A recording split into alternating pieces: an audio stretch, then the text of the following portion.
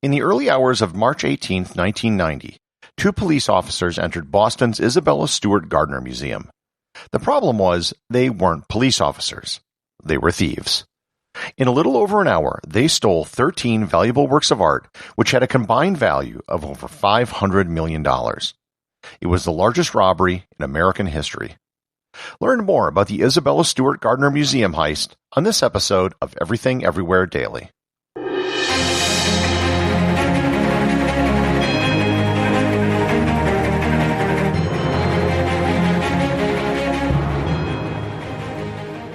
This episode is sponsored by Skillshare. If you love art or you want to be a better artist, then you'll love all of the art classes which are available on Skillshare. They have online courses available on almost every variety of fine art. They have stuff on drawing, painting, sculpture, wood carving, ceramics, and even paper mache. With Skillshare Premium, you can have unlimited access to everything for as low as $8.25 per month. Go to everything-everywhere.com/Skillshare to get a free 2-week trial of Skillshare Premium. The Isabella Stewart Gardner Museum was, not surprisingly, founded by Isabella Stewart Gardner. She was a very wealthy woman who lived in Boston and had a very large art collection. She was known to be a very eccentric woman who would flout the upper-class conventions of the Boston elite. She famously showed up to a concert of the Boston Symphony Orchestra in 1912 with a white headband that said, "Oh, you Red Sox." That was a really big deal at the time and caused much clutching of pearls and fainting. She was born into money, was married into money, and inherited a lot of money. She traveled extensively around the world and purchased art wherever she went. She established the museum in 1903 and worked with the museum to curate its collection for 21 years until her death in 1924 at the age of 84. She left the museum $3.6 million in her will, and she stipulated that nothing in the museum's collection should ever be sold, nothing new should ever be acquired, and the artworks shouldn't even be moved from the walls. She wanted everything to remain exactly as it was. By the 1980s, the building housing the collection was getting a bit run down and security was very lax. In 1982, the FBI warned the museum of a plan for an art robbery, but it only resulted in minor upgrades to the security system. The museum had no security cameras installed inside, and most importantly, they only had a single button with which they could call the police, which was located on the desk of one of the security guards. Other museums used a system where guards had to call the police every hour to notify them that everything was all right. If a call wasn't made, then the police would come. And the guards were also paid barely minimum wage. These facts would all become important. The robbers arrived just after midnight on Sunday morning on March 18th. March 17th, by the way, is St. Patrick's Day, which is one of the biggest holidays in Boston, and this year it was happening on a Saturday evening. There were two men who were dressed as policemen.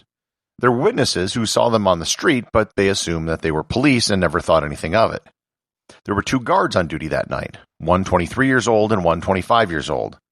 For one of them, it was literally their first night on the job. Museum procedure dictated that one of the guards would patrol the building while the other sat at the desk with the button which could notify the police. At 1:20 a.m., the two men in police uniforms buzzed the side entrance, and they said they were there because of a disturbance call. The guards didn't know of any disturbance call, but they looked like real cops, and it was St. Patrick's Day, so something might have happened, so they let the police in. The men in police uniforms told the guard at the desk to call the other guard down, which he did. One of the supposed cops then said to the guard behind the desk where the buzzer was, that he looked like a suspect they were looking for. He asked him to come forward, which he did, and then threw him up against the wall and handcuffed him. They then did the same to the other guard, and that's when they notified them that this was a robbery. They then put tape over the guard's eyes and head and marched them down into the basement where they were tied to pipes. The robbers took their wallets and told them that they knew where they lived, and if they cooperated, they would get a reward in a year. All of that took about 10 minutes. From there, the robbers went into the gallery and started taking art. In all, they took 13 items: an ancient Chinese vase, a golden eagle from a Napoleonic flag, 5 sketches from Degas, 3 works of Rembrandt, 1 from Manet, 1 from Flinck, and biggest of all, the Concert by Vermeer, one of only 34 known Vermeer paintings in the world. The robbers checked on the guards before they left, took the security tape, and left the building. The entire operation took 81 minutes.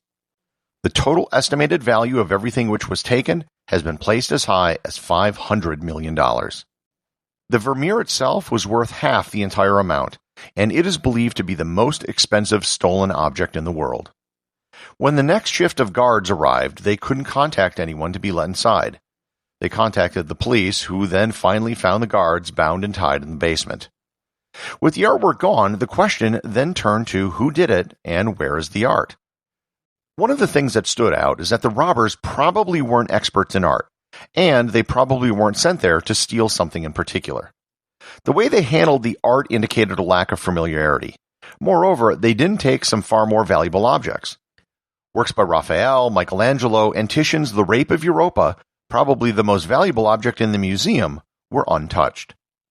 The first suspects were, of course, the guards. Many heists are often inside jobs with at least the help of someone on the inside.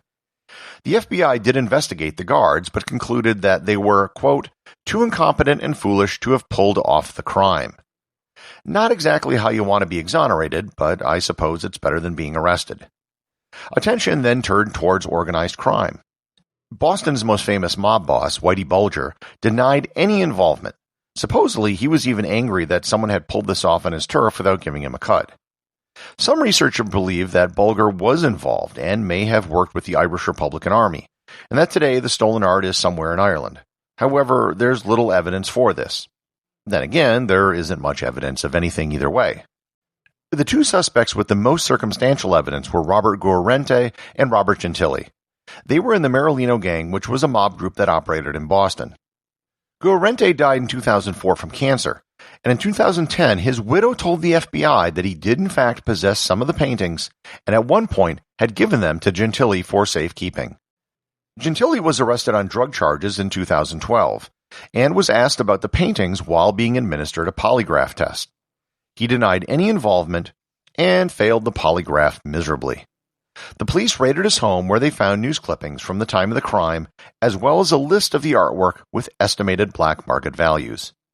Sketchy to be sure, but not really enough evidence to pin the crime on him. Another suspect was Bobby Donati. Donati died in 1991, a year after the heist, in a gang war.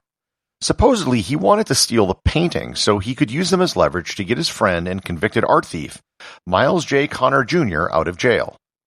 The motive at least makes some sort of sense, because trying to sell art that is so well known is next to impossible. In 2013, the FBI announced that they knew the names of the two original thieves, but didn't say who they were other than the fact that they were believed to already be dead. As of today, 31 years since the heist, no one has been arrested, has admitted guilt, and the paintings have never been found. The statute of limitations for the crime passed long ago, so arrests couldn't be made now if they wanted to. The museum has promised not to press charges against anyone who can return the paintings, and the reward for their safe return is now up to $10 million. As for the museum itself, the odd stipulation in the will of Isabella Stewart Gardner that nothing be moved in the museum left them with a quandary. What do they do now that several of the pieces are gone? The solution they came to was the simplest.